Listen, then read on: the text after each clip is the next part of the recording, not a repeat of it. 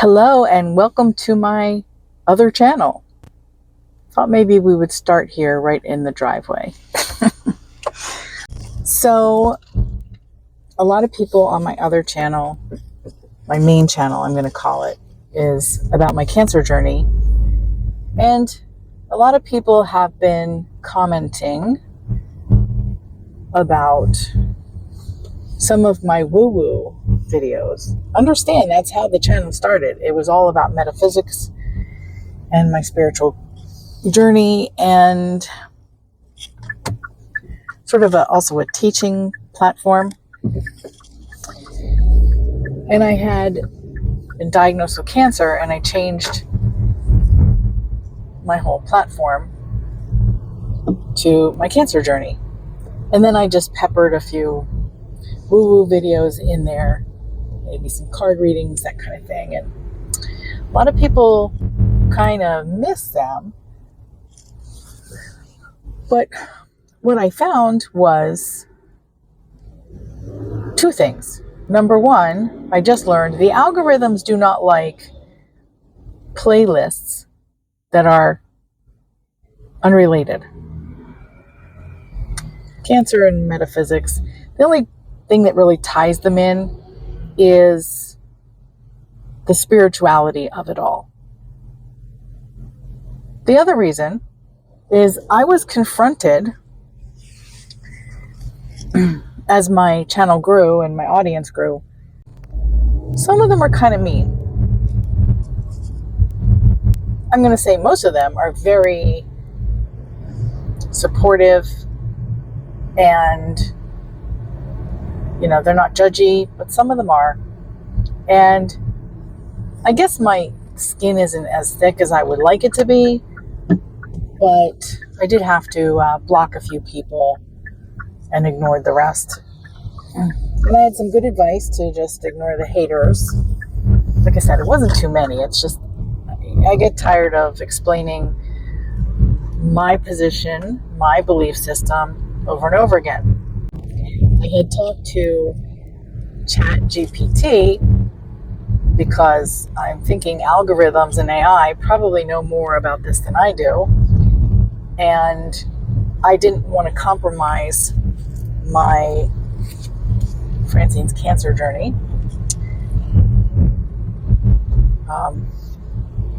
By putting too much of the woo-woo in there. And you have different playlists, which are sort of different genres that you can put in, but the most success that I can have would be to move.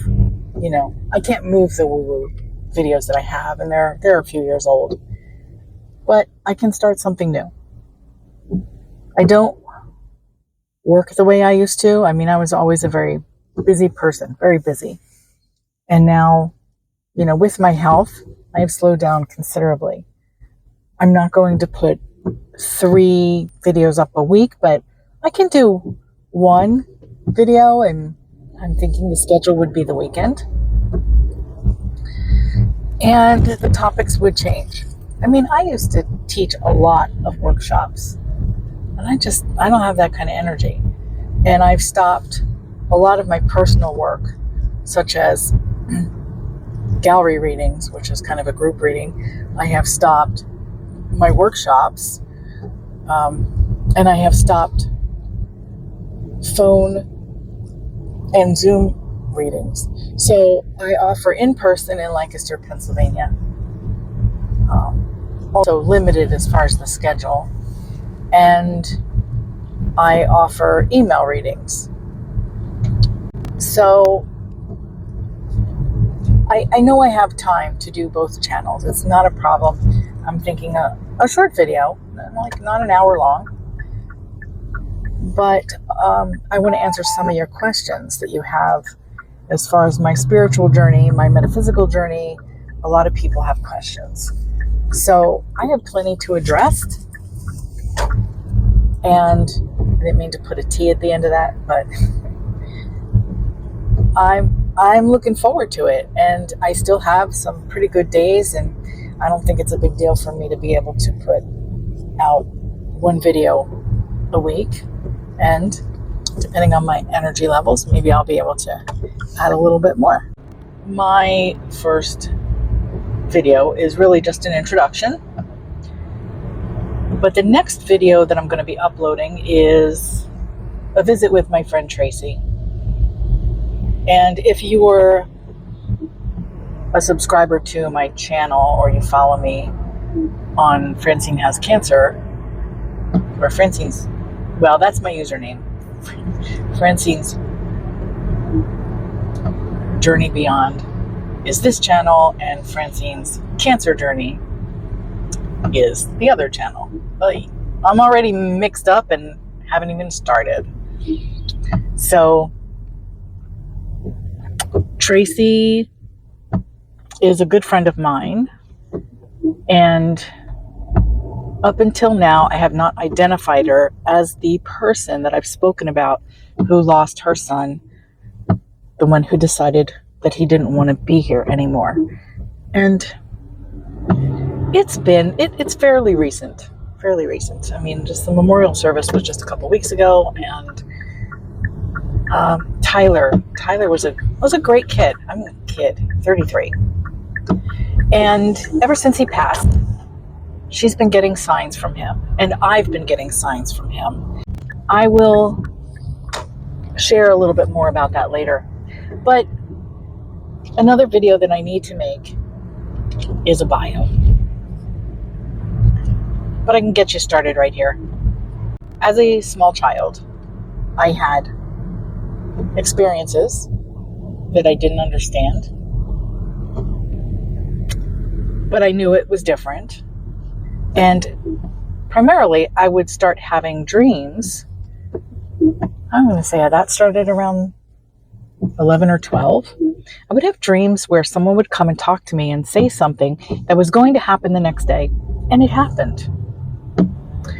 And I didn't understand why I was getting this.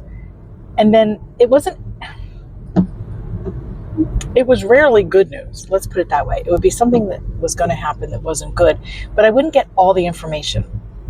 For instance, something bad was going to happen to someone. I would hear that, and well, after all the other messages that I'd gotten at that point, I really wanted my mom and my brother to stay home the next day, because usually it was within 48 hours, but this actually took about 4 or 5 days. And what happened was,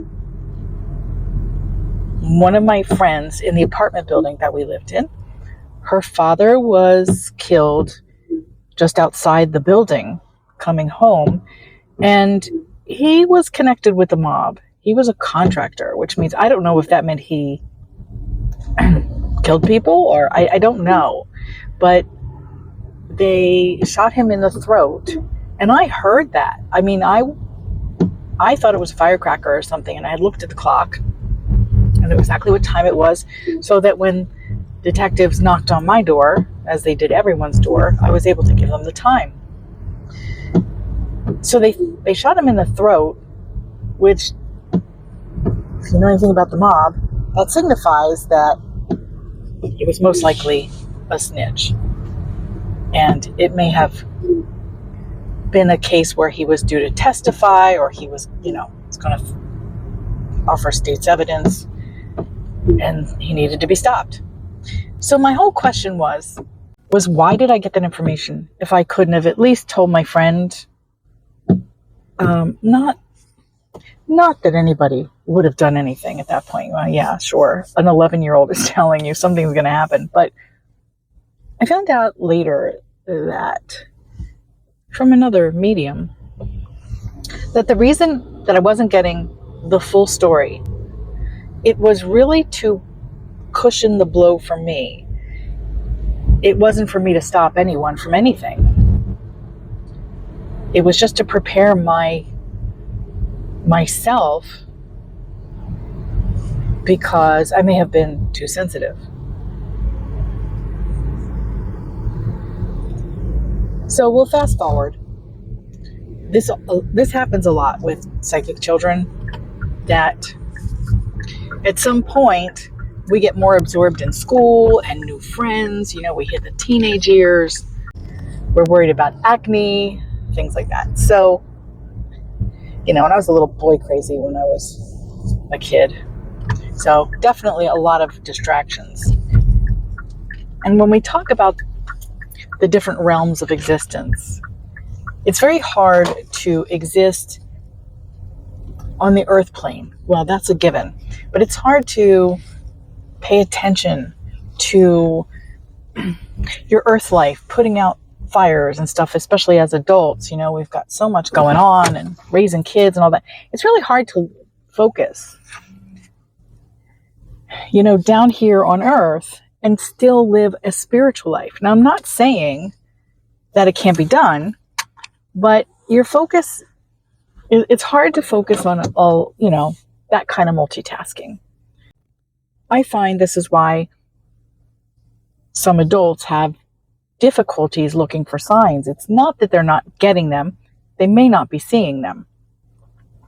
And I say this because I'll get family members that will say, how come my sister gets signs and I don't?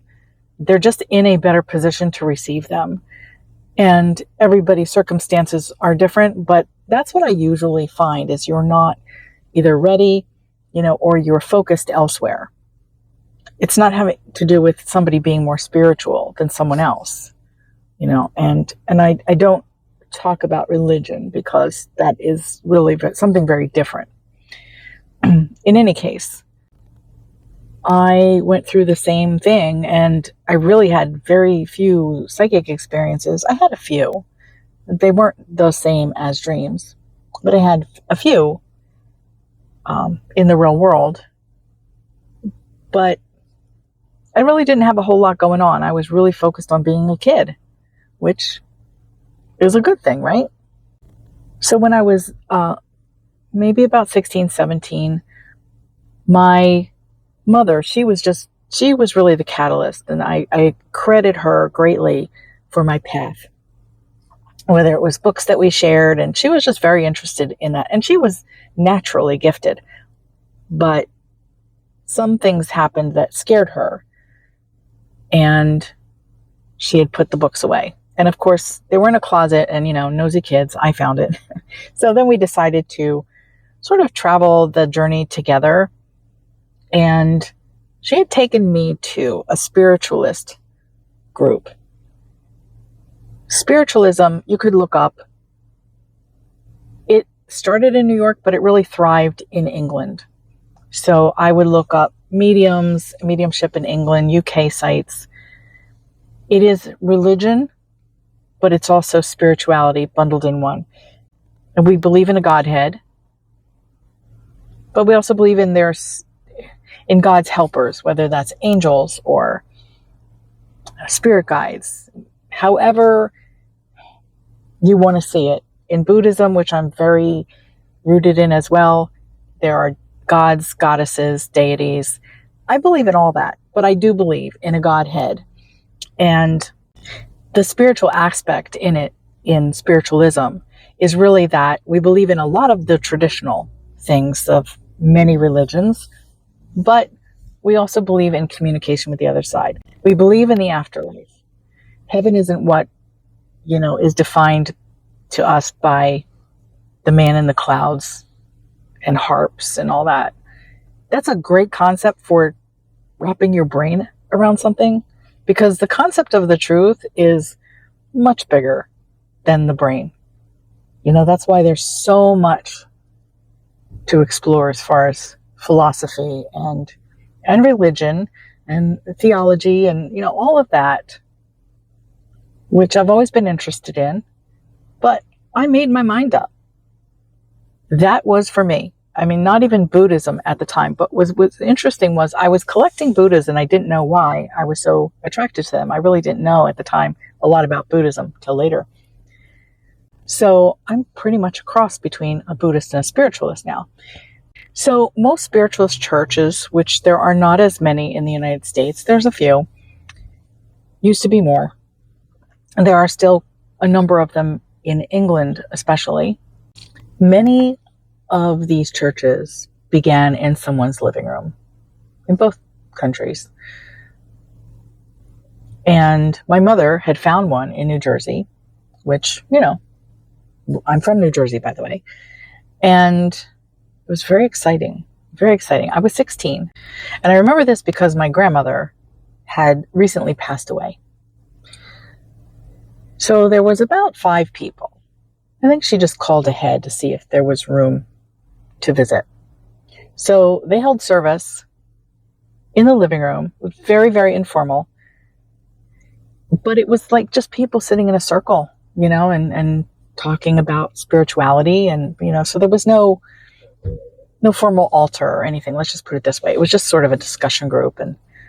And some of the mediums gave messages. And we walked in. The first thing that was said was the woman who led the group, which I think it was her house. She said, she looked at my mother and she said, "Your mother's here, and she's very happy about the way you distributed the jewelry." That was my grandmother. She didn't have a lot of expensive jewelry. She had a couple of diamonds, but they were like old minor cuts. And minor cut diamonds are not worth quite as much. She had a lot of costume jewelry, but she was very specific before she died who was to get what. And that's not uncommon. But it was very uncommon for us to experience that. Because for her, that was really the most important thing. And she had just talked about it recently before she passed. So she was very happy with the way things were distributed. And boy, you should have seen my mom. She was like, her face lit up, but she was also ready to break at the same time. I believe my grandmother had only been gone for about 3 months. And it very well could be that's why we were going, or that's why my mother wanted to go, but she didn't share that with me. So we went a second time, and that was it. I don't know what happened, just schedules and all that. Because it wasn't a formal church, it was just something that supported our beliefs. But my mom worked a lot of hours, and I just think that just fell by the wayside. And by the way, I had looked that up years later, and it did eventually become a church in a formal setting, not in a living room, So that's how it usually happens, groups form, and then if there's enough people and enough money, they start a nonprofit, like any other traditional church. And fast forward many years later, I served the church and I became a minister. And when I moved from New Jersey, and fast forward even further, I had my own church, or I started a church. And unfortunately, during COVID, that never would have actually survived. We closed it right before COVID, but numbers were dropping off. And, I blame myself, or I do. But at this point in my life, I could not restart something. I have been asked to do that, but I don't have that kind of energy anymore. But it was a different era of my life. It's we go through different experiences for a reason. I believe that the soul comes to experience this. Okay, we've experienced that, and now it's time to experience something else. So I don't think everything is supposed to last. And more so for some people than others. Because my life has taken so many twists and turns. I feel like I've lived 20 lives in one. I'm very grateful for every single one. Even the tough ones, even the chapter I'm in now. Perhaps it was meant to slow me down and look at what's important. And I have. And it's not about being down on the earth life and doing damage control. And if you followed my cancer journey, I've recently decided I'm fed up with imaging, because we're always looking for something that is there and it doesn't show up. My tumors are rather non-photogenic, and it's frustrating. So I'm like, why bother? Why don't I just go by the way I feel, and if and when I get sick, I'll get another image. I haven't talked to the oncologist about that yet, but I will, and then you can find that out on my main channel, which will be linked in the description below. So I've done many workshops, as I said, and, I've always been fascinated by many subjects. And I've done a lot of grief counseling as a pastor and a minister. And I have done many, many, many readings over the last 35 years. And I have that experience. I've experienced that. My soul has experienced that. And it is just one of the most fascinating parts of my life. It is what I've loved the most. So this is just what I wanted to share with you, where I'm at and where I'm going for as long as this chapter lasts. And I welcome all your questions. But I will say this. I have a lot of followers who are non-judgy Christians, and I love you all, and we can agree to disagree, and that's fine. I have friends with different political views, and we don't let that get in our way. And I love them immensely. You have to learn how to coexist in this world, and that's also very, very important to me. But what's not going to be welcomed is trolls. I have a feeling that I will be blocking more people here than I ever will in my cancer journey page. So that's another reason to keep them separate for me. So we're going to do a lot of exciting things. Some days I'm just going to talk like this. Some days I might do a little mini reading. I may do giveaways. And at some point I might put everything, well, not everything, but I might put a lot of things behind a paywall and have a membership. Subscribing is absolutely free, and I appreciate it because the more subscribers I have, the more my channel is going to be shown. But to protect myself, yeah, I might do something behind a paywall, whether it's even if it's $2.99 a month. That's the plan at some point, but that'll be quite a while. So please stick around, and I'm looking forward to this particular journey, probably more than the cancer journey. All right, and at some point you'll also meet my husband, who shares a lot of views. We have little differences, but certainly another very interesting point of view. So stick around. Take care. Talk to you soon. Bye.